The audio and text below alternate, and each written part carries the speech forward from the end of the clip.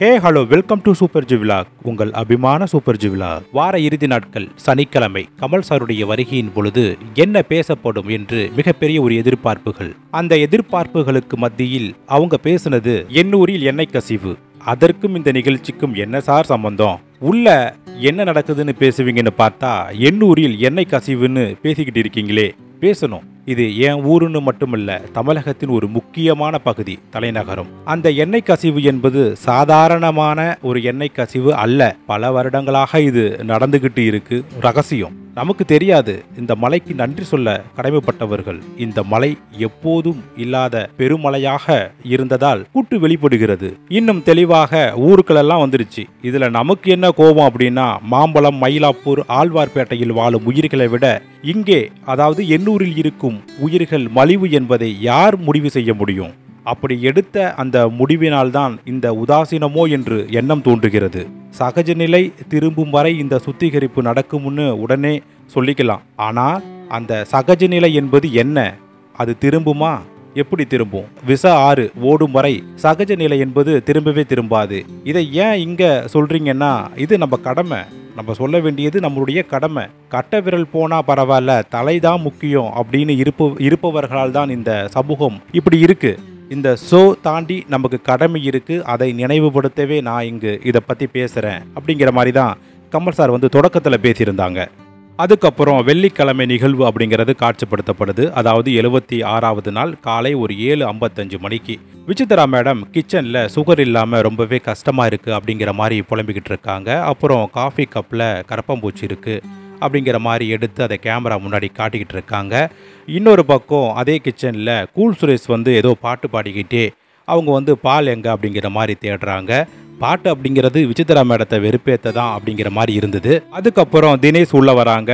அவங்க இது கரப்பாம்பூச்சி இல்லை, இது சாதாரண எறும்பு தான், எறும்பு வகையில் ஒன்று அப்படிங்கிற மாதிரி அவங்க விளக்கம் கொடுக்குறாங்க. சுகர் இங்கே இருக்குது அப்படிங்கிற மாதிரி எடுத்து தராங்க. இன்னும் எங்கெங்கே தான் ஒளிய வச்சிருக்கீங்க அப்படிங்கிற மாதிரி விசித்ரா மேடம் கேட்குறாங்க. எங்கேயும் இல்லை மேடம், இருந்தது இதுதான் அப்படிங்கிற மாதிரி அவங்க அதற்கு பதில் சொல்லிக்கிட்டு இருக்காங்க. கப்பில் இருந்தது கரப்பாம்பூச்சா எறும்பா அப்படிங்கிற மாதிரி அதுக்கே ஒரு குறும்படம் தனியாக போட்டு காட்டணும் போல. அந்த அளவுக்கு ரெண்டு பேருக்கும் இடையில பெரிய விவாதங்கள்லாம் போச்சு. இது கரப்பாம்பூச்சி எறும்புக்கான விவாதமா அப்படின்னா கிடையாது. ஏற்கனவே விசித்ரா மேடம் தினேஷையும் கூல் சுரேஷையும் எனக்கு எதிராக முரண்பட்டு நிற்பவர்களாக அவங்க சொன்னதுனால அந்த கோபத்தில் ரெண்டு பேருமே இருக்கிறாங்க விசித்ரா மேடம் மேல. இதனால தான் இந்த விவாதங்கள் அப்படிங்கிறது கரப்பாம்பூச்சை வச்சோ எறும்பை வச்சோ அது நடந்தது. அதுக்கப்புறம் பிக் பாஸ் வீட்டில் கொடுக்கப்படும் அந்த 5 ஸ்டார் சாக்லேட் எல்லாத்தையுமே கூல் சுரேஷ் பெட்டியில் மறைச்சு வச்சிருந்திருப்பாங்க போல. வீட்டுக்கு போகும்போது அதை எடுத்துட்டு போய் அவங்க பசங்களுக்கு கொடுப்பதற்காக அதை பார்த்த மணிச்சந்திரா அதை எடுத்துட்டு வெளியே எல்லாரும் முன்னாடியும் காட்டுறாரு. அப்ப அர்ச்சனா கம்முன்னு இல்லாம, வெளியே இதை போய் வாங்கிட்டு போய் கொடுக்க கூடாதா, இங்க இருந்து போய் தான் எடுத்துட்டு போய் கொடுக்கணுமாங்கிற மாதிரி கிண்டலா சொல்ல, ஏற்கனவே விசித்ராவுக்கும் இவங்களுக்கும் காலையிலேயே சண்டை நடந்ததுனால அப்படியே கோவத்துல தான் அவர் இருந்துகிட்டு இருக்காரு. அதனால அர்ச்சனா கிட்ட நீ ஏன் இவ்வளவு தயிரை ஊத்தி சாப்பிடுறியா அப்படிங்கிற மாதிரி அவரு சொல்ல, அர்ச்சனா இந்த தயிர் சாப்பிட்றத போய் இது பெரிய மேட்டரா பேசுறீங்கிற மாதிரி அவங்க கேட்கறாங்க. அப்புறம் நீ ஏன் சாக்லேட்டை பத்தி நீ எதுக்கு பேசுறங்கிற மாதிரி இவரு கேட்கிறாரு. ரெண்டு பேருக்கும் விவாதங்கள் அப்படிங்கிறது போகுது. அதுக்கப்புறம் இதை பார்த்த பிக் பாஸ் 5 ஸ்டார் சாக்லேட்டை எப்போதும் கொடுக்குற மாதிரி கிஃப்டா கொடுக்குறாங்க. எல்லாருக்கும் சாக்லேட் கொடுக்கப்படுது. அவங்க அர்ச்சனா வாங்கின சாக்லேட் எடுத்துட்டு போய் காலையிலேயே சாக்லேட்டுக்காக பெரிய சண்டை நடந்தது, அதனால இதை சமாதானம் ஆக்கிடலாம் அப்படிங்கிற மாதிரி ஒரு முயற்சி பண்றாங்க. போய் கூல் சுரேஷ்ட கொடுக்குறாங்க. கூல் சுரேஷ் வாங்கிட்டு என் தங்கச்சி, அன்பு தங்கச்சி அப்படிங்கிற மாதிரி ரெண்டு பேரும் கட்டி பிடிச்சி சமாதானம் ஆகிறாங்க. இது சாதாரணமாக 5 ஸ்டார் சாக்லேட் மாதிரி தெரியல. 5 ஸ்டார் சாக்லேட்டுக்கான ப்ரொமோஷன் சண்டை மாதிரி தான் தெரிஞ்சது. பரவாயில்ல, கம்பெனி ரொம்ப சந்தோஷப்பட்டிருக்கும். 5 ஸ்டார் சாக்லேட் வாங்கி சாப்பிடும்போது எதுவும் பண்ணக்கூடாது, ஆனால் அந்த சாக்லேட் கிடைக்கிறதுக்காக ஏதாவது பண்ணி தானே ஆகணும். அந்த முயற்சியாக தான் இது இருந்தது. என்னதான் அர்ச்சனா 5 ஸ்டார் சாக்லேட் கொடுத்தாலும் கூல் சுரேஷ் இன்னும் கூல் ஆகல. மணிச்சந்திரா போயிட்டு வேலைக்கு கிச்சனில் உதவி செய்வதற்காக அவர் அழைக்கும் பொழுது அவர் தூங்குறவங்களை எழுப்பி வேலை வாங்கிக்கிங்க, நான் வர முடியாது அப்படிங்கிற மாதிரி ஒரு இடத்துல போய் படுத்துக்கிட்டு பேசிக்கிட்டு இருக்காரு. தூங்குறவங்க யாருன்னு பார்த்தா அது விக்ரம் தான். பரவாயில்ல, இவரெல்லாம் தூங்க மாட்டாரு போல பிக் பாஸ் வீட்டில். அடுத்தது விசித்ரா மேடம் இதை பார்த்துக்கிட்டே இருக்காங்க. ஏற்கனவே காலையிலேயே அவங்க மேலே ரொம்ப கோபமாக தான் இருக்கிறாங்க. அதனால் இப்போ உள்ளே போகிறாங்க. என்ன அங்கே படுத்துக்கிட்டு போய் ராஜா மாதிரி இங்கே மற்றவங்கள பற்றி வேலை வாங்க அப்படிலாம் பேசிகிட்டு இருக்க அப்படிங்கிற மாதிரி அவங்க உள்ளே போகிறாங்க. நீங்கள் பெரிய என்ன வெங்காயம் கட் பண்ணிக்கிட்டு அந்த பக்கத்தில் முட்டை வேகுது, அதை கூட பார்க்க மாட்டேங்கிறீங்களே மாதிரி அவர் ஒன்று சொல்ல, முட்டையை நான் இன்றைக்கி கையால் கூட தொட மாட்டேன், இன்றைக்கி வெள்ளிக்கிழமை நான் விரதம் அப்படிங்கிற மாதிரி அவங்க சொல்கிறாங்க. பிக் பாஸ் வீட்டில் எல்லாருக்குமே நேரம், நாள், கிழமை எல்லாமே ரொம்ப நல்லாவே தெரியுது. அப்புறம் நீங்கள் இந்த மாதிரி பேசிக்கிட்டே இருந்தீங்கன்னா நான் பார்த்துக்கிட்டுலாம் இருக்க மாட்டேன் அப்படிங்கிற மாதிரி விசித்ரா மேடம் கூல் சுரேஷை முறைக்கிறாங்க. அதுக்கப்புறம் விசித்ரா மேடம் கூல் சுரேஷுக்கிட்ட நீங்கள் ரெண்டு பேரும் மட்டும் இந்த வீட்டில் நல்லா இருங்க, நான் வந்து கமல் சார்கிட்ட சொல்லிவிட்டு நாளைக்கு வெளியே போயிடுறேன் அப்படிங்கிற மாதிரி சோகமாக சொல்கிறாங்க. 2 பேருங்கிறீங்களே, நான் இங்கே இருக்கேன், இன்னொருத்தங்க யார் அப்படிங்கிற மாதிரி கூல் சுரேஷுக்கு பெரிய சந்தேகம் வந்துடுச்சு. பரவாயில்ல, அவர் கேட்டார், அது தினேஷ் தான். தினேஷும் அங்கே தான் நிற்கிறாரு, அதனால் அவருக்கு தெரிஞ்சிடுச்சு நம்மளை தான் சொல்கிறாங்க அப்படிங்கிற மாதிரி. அவர் உடனே, நீங்கள் வந்து எதுக்காக என்ன இதில் இழுக்கிறீங்க, நீங்கள் 2 பேரும் பேசினா பேச வேண்டியது தானே, என்னை பற்றி எதுக்கு தேவையில்லாமல் இழுக்கிறீங்கிற மாதிரி அவர் திரும்ப வராரு. இப்போ இந்த சண்டையில் தினேஷும் உள்ளே வந்ததுனால கரப்பாம்பூச்சா எறும்பாங்கிற அந்த பேச்சுங்கிறது திரும்ப வருது. நீங்கள் அன்றைக்கி ஈயெல்லாம் இருந்தது, அதெல்லாம் எடுத்து போட்டு சாப்பிட்டீங்க, இன்றைக்கி பெரிய என்னமோ கரப்பாம்பூச்சி எறும்பை போய் கரப்பாம்பூச்சிங்கிறீங்க அப்படிங்கிற மாதிரி அவர் ஒன்று சொல்கிறாரு. இப்படி 3 பேருக்குமே இடையில விவாதங்கள் அப்படிங்கிறது போகுது. காலையிலேயே இந்த 3 பேரும் கரப்பாம்பூச்சியும் எறும்பையும் வச்சு நல்ல கண்டென்ட் கொடுத்ததுனால நல்ல என்டர்டெயின்மெண்ட் அப்படிங்கிறது கொடுத்துருக்காங்க. அதனால் பிக் பாஸ் சார்பாக இவங்களுக்கு வாழ்த்துக்களை நம்ம சொல்லிடலாம். அதுக்கப்புறம் கமல் சார் பேசுகிறாங்க. சனிக்கிழமை வாரம் எப்படி இருந்தது, இந்த வாரம் முழுக்க எப்படி இருந்தது அப்படிங்கிற மாதிரி கேட்குறாங்க. ஆரம்பம் நல்லா தான் இருந்தது அப்படிங்கிற மாதிரி அவங்க சொல்கிறாங்க. அதாவது கமல் சார் வந்து திட்டினதுக்கப்புறம் ரொம்ப கண்டிப்பான முறையில் பேசினதுக்கப்புறம் நிறைய மாற்றங்கள் வந்தது. அதுக்கப்புறம் கொஞ்சம் வியாழக்கிழமையே கொஞ்சம் எல்லாருமே அவங்களுடைய அந்த முகம் காட்ட ஆரம்பிச்சிட்டாங்க. குறிப்பாக அந்த ரவீனா பண்ண அந்த செயலால் வந்து அது வந்து எல்லாருமே திரும்ப அவங்கள வந்து பழி வாங்கணும் அப்படிங்கிற மாதிரி ஒரு எண்ணம் எல்லாருக்கும் ஏற்பட்டு அந்த அடிப்படையிலேயே அவங்களுடைய பேச்சுகள் அப்படிங்கிறது இருந்தது. இதை மீன் பண்ணி தான் கமல் சார் வந்து தொடக்கம் நல்லா இருந்தது அப்படிங்கிற மாதிரி சொல்லியிருந்தாங்க. தினேஷ் வந்து முதலாக எழுந்து பேசுகிறாங்க. அவங்க வந்து டாஸ்கில் எல்லாருமே சப்போர்ட்டாக ஒருத்தவங்களுக்கு வந்து உதவி பண்ணிக்கிட்டாங்க அப்படிங்கிற மாதிரி சொன்னாங்க. இப்போ கமல் சார் வந்து நீங்கள் குழந்தை வேஷம் போடும்பொழுது மீசை தாடி எல்லாமே எடுத்து அதை வந்து சிறப்பாக பண்ணியிருந்தீங்க, யாரும் எடுக்க மாட்டாங்க, பரவாயில்ல அதை எடுத்திருந்தீங்க அப்படிங்கிற மாதிரி கமல் சார் வந்து தினேஷை வந்து பாராட்டியிருந்தாங்க. அதுக்கப்புறம் கூல் சுரேஷ் எழுந்து பேசுகிறாங்க. கமல் சார் சொல்கிறாங்க கூல் சுரேஷை பார்த்து, சிம்பு பண்ணீங்க போல், அது கூடயே வம்பையும் சேர்த்து பண்ணிட்டீங்க அப்படிங்கிற மாதிரி சொல்கிறாங்க. அந்த காம்பவுண்டை ஏறி குதிக்க அவங்க முயற்சி பண்ணாங்க இல்லைங்களா, அதை தான் சொல்கிறாங்க. அது மட்டும் இல்லாமல் இந்த மாதிரி சீசனில் வேறு ஒரு தடவையும் நடந்திருக்கு. ஆனால் பாதுகாப்பு முக்கியம் இல்லைங்களா, இன்னும் 2 தப்பை சேர்த்து பண்ணிங்கன்னா அவங்களையே பிக் பாஸே உங்களை வெளியே அனுப்பிட போகிறாங்க, இதுக்கு எதுக்கு மேலே ஏறிலாம் குதிக்கணும் அப்படிங்கிற மாதிரி சொல்லியிருந்தாங்க. ஏறி குதித்து வீட்டுக்கு போனால் மட்டும் என்ன சொல்ல போகிறாங்க, அவங்களும் உங்கள் செயலை பார்த்து வருத்தம் தான் அடைவாங்க அப்படிங்கிற மாதிரிலாம் அறிவுரை சொல்லியிருந்தாங்க. மேலும் கூல் சுரேஷை இறக்கி ஆறுதல்லாம் சொன்ன மணிச்சந்திராவுக்கு வாழ்த்துக்களும் தெரிவிச்சிருந்தாங்க. இப்போ பார்த்தாலும் ரவீனா மணிச்சந்திரா கூடவே உட்காந்துருக்கிறதுனால அடுத்தது ரவீனா தான். அவங்க ஹாசினி கேரக்டர் அப்படிங்கிறது நல்லாவே பண்ணியிருந்தீங்க அப்படிங்கிற மாதிரி கமல் சார் வந்து பாராட்டியிருந்தாங்க. அதுக்கப்புறம் அர்ச்சனா எழுந்து பேசுகிறாங்க. அவங்களுக்கு வந்து ஈஸ்வரி கேரக்டர் ஒரு நெகட்டிவ் ரோல் அப்படிங்கிற மாதிரி, அதில் நான் முதல்ல வந்து கவலைப்பட்டேன், அழுதேன். அதுக்கப்புறம் நான் வந்து நல்லாவே பண்ணினேன் அப்படிங்கிற மாதிரி அவங்க சொல்கிறாங்க. அதுக்கு கமல் சார் வந்து திரைப்படத்தில் அவங்களுடைய வாழ்க்கை பயணத்தை வந்து மேற்கோள் காட்டி, நம்பியார் சார் அந்த மாதிரி சில பேரை வந்து மேற்கோள் காட்டி அவங்க வந்து சொல்கிறாங்க, அர்ச்சனாவுக்கு புரிய வைக்கிறாங்க. அதுக்கப்புறம் நீங்கள் வந்து அந்த பொறி வைக்கிறீங்களா அப்படிங்கிற மாதிரி இந்த ஸ்லாங் மாறாமல் அப்படியே ஈஸ்வரியாக நீங்கள் பேசுனது, விஷ்ணுக்கிட்ட பேசுனது ரொம்ப நல்லா இருந்தது, ரசிக்கக்கூடிய வகையில் இருந்தது அப்படிங்கிற மாதிரி பாராட்டு தெரிவித்தாங்க அர்ச்சனாவுக்கு.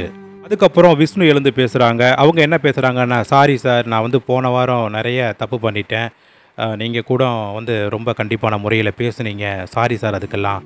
ஆனால் இப்போ வந்து பார்த்திங்கன்னா எல்லோரெல்லாம் எனக்கு உதவிலாம் பண்ணுறாங்க டாஸ்கில், அதெல்லாம் எனக்கு ரொம்ப பிடிச்சிருக்கு, நான் அப்படி பண்ணியிருக்கக்கூடாதுங்கிற மாதிரி தவறை உணர்ந்தவராக அங்கே வந்து கமல் சார் முன்னாடி காட்டிக்கிறாங்க.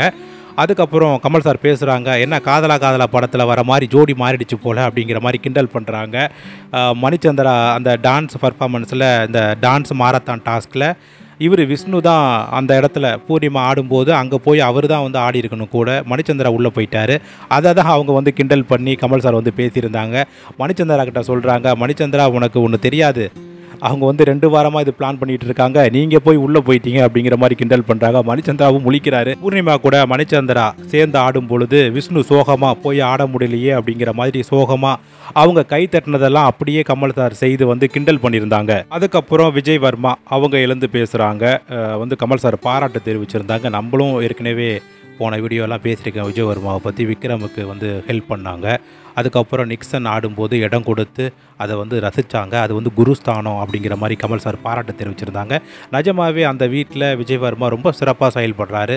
மற்றவங்களுக்கு வந்து இடம் கொடுத்து வந்து அவங்க பர்ஃபார்மன்ஸை பார்த்து ரசிக்கக்கூடிய வகையில் ஒரு சிறப்பான ஒரு நல்ல மனிதராக இருக்கிறாங்க. நிஜமாகவே அவங்க வந்து இதில் ஜெயிக்கிறாங்க இல்லை, ஆனால் நம்ம மனசில் வந்து அவங்க ஜெயிச்சிட்டாங்க அப்படின்னே சொல்லலாம்.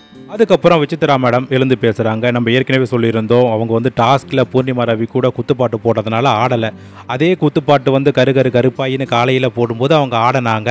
ஆனால் கமல் சார்கிட்ட அவங்க என்ன சொன்னாங்க அப்படின்னா, நான் இதிலேருந்து இந்த மாதிரி டான்ஸ்லாம் நான் ஆடிக்கிட்டு இருந்தேன் என் லைஃப்பில், சினிமாவில், அதுலேருந்துலாம் வெளியே வரணும் அப்படிங்கிற மாதிரி நினச்சிட்டு இருக்கும்போது திரும்பவும் பழச ஞாபகப்படுத்துகிற மாதிரி இந்த மாதிரி பாட்டு போட்டதுனால என்னால் ஆட முடியல, அது எனக்கு கொஞ்சம் மாதிரி இருந்தது அப்படிங்கிற மாதிரி சொன்னாங்க. கண்டிப்பாக அது வந்து அவங்க சொன்னதுக்கப்புறம் கமல் சார் புரிஞ்சுக்கிட்டாங்க. பரவாயில்ல, உங்களை யாருமே அப்படி நினைக்கல, நீங்கள் அதுலேருந்து வெளியே வந்துட்டீங்க அப்படிங்கிற மாதிரி அவங்க சொல்லியிருந்தாங்க.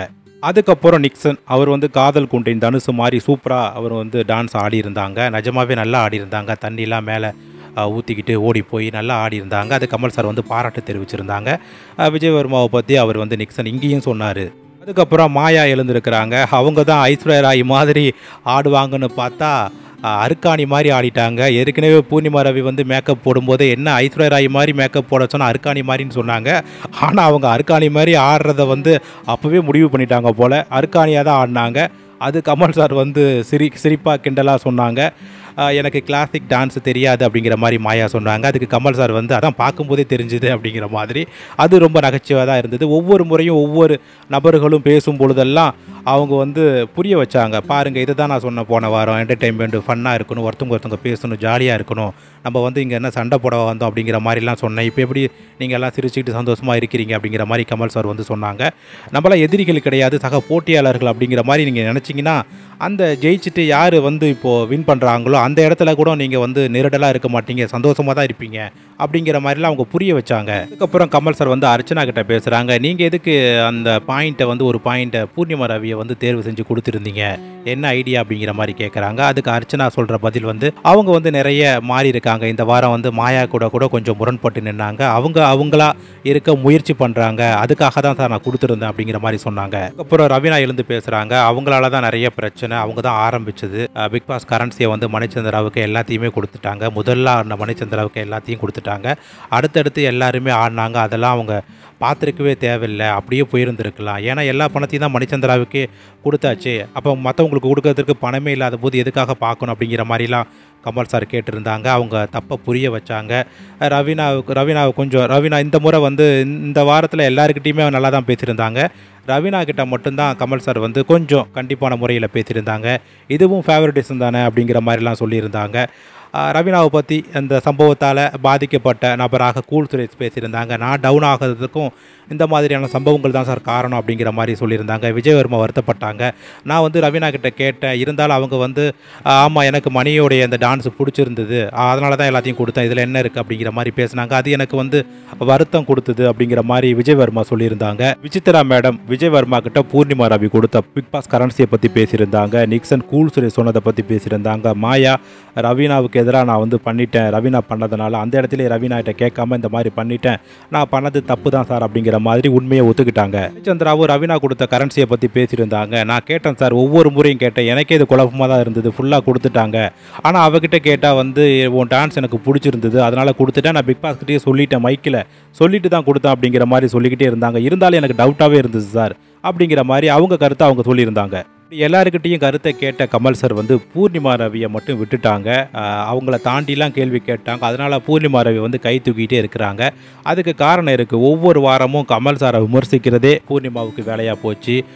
இந்த பக்கம் கமல் சாரை பற்றி உள்ளே இருக்கக்கூடிய போட்டியாளர்களை பற்றி புறம் பேசுகிறத விட்டுட்டு அதை தான் எப்பயுமே பண்ணுவாங்க. ஆனால் பூர்ணிமா ரவி மட்டும்தான் கமல் சாரை புறம் பேசுவாங்க.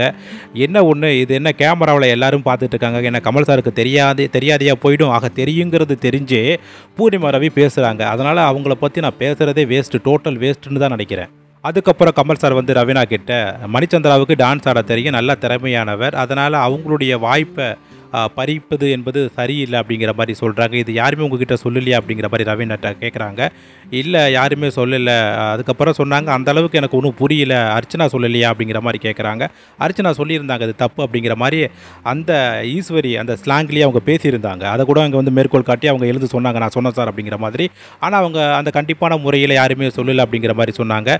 அதான் கமல் சாரும் நான் சொல்கிறேன் உனக்கு கண்டிப்பான முறையில் இப்போ உனக்கு புரியுதா அப்படிங்கிற மாதிரி ரொம்ப கோபமாக பேசியிருந்தாங்க. இந்த வாரம் வந்து ரவீனா ரொம்ப சத்தமாக பேசிக்கிட்டு தேவையில்லாத வேலைலாம் பண்ணிக்கிட்டு இருந்தாங்க. அதனால் இது அவங்களுக்கு தேவைதான் அப்படிங்கிற மாதிரி இருந்தது.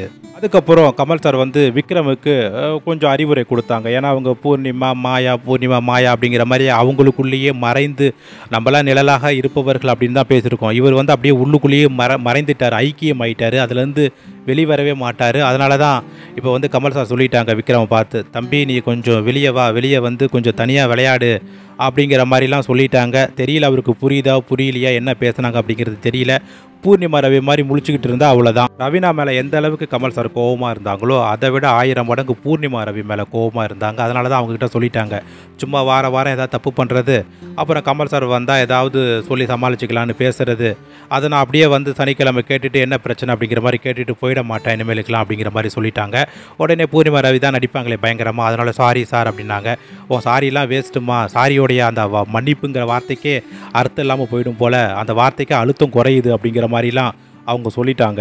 அதுக்கப்புறம் கமல் சார் வந்து நாமினேட் ஆனவங்களாம் ஒன்றா உட்காருங்க, சென்டராக உட்காருங்க அப்படிங்கிற மாதிரி சொல்கிறாங்க. அதுக்கப்புறம் எப்போதும் போல தான் யார் அப்படிங்கிற மாதிரி எல்லார்ட்டையும் கேட்குறாங்க. இறுதியில் வந்து கூல் சுரேஷ் தான். அதுக்கப்புறம் கூல் சுரேஷ் வந்து வெளியே போக கிளம்புறாங்க. எப்போதும் நடக்கிற மாதிரி மியூச்சுவல் ஃபண்டு காயின் எல்லார்ட்டையும் 1-2 தான் இருக்கும், இவர்கிட்ட ஒரு கொஞ்சம் அதிகமாகவே தான் இருக்கும்.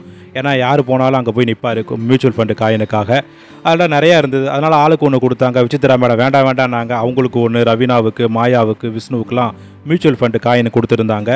அதுக்கப்புறம் அந்த ஜி ஸ்கொயர் கோல்டன் மெமரிஸ் இந்த ஃபோட்டோலாம் அவங்க கொடுத்துருந்தாங்க. அதுக்கப்புறம் பேசினாங்க, எல்லாருக்கிட்டையும் பேசிட்டு அதுக்கப்புறம் அவங்க வெளியே போயிட்டாங்க. வெளியே போயிட்டு கமல் சாரை பார்த்து பேசும்போது, இப்பயாவது உண்மையை பேசுங்க, உள்ளே இருக்கும்போது தான் ஒன்றுமே பேசலை, நீங்கள் அப்படியே இருந்துட்டீங்க, தாமரை இலை மேல் இருக்கிற நீர்த்துளி மாதிரி இருந்துட்டீங்க, இப்போயாவது போகும்போது ஒவ்வொருத்தங்களை பற்றி சொல்லுங்கிற மாதிரி கேட்கும்போது, சார் நான் சொல்கிறேன் சார் அப்படிங்கிற மாதிரி அவர் சொன்னார். ஒவ்வொருத்தங்களை பற்றி அவர் பேசலாம் காட்டினார்.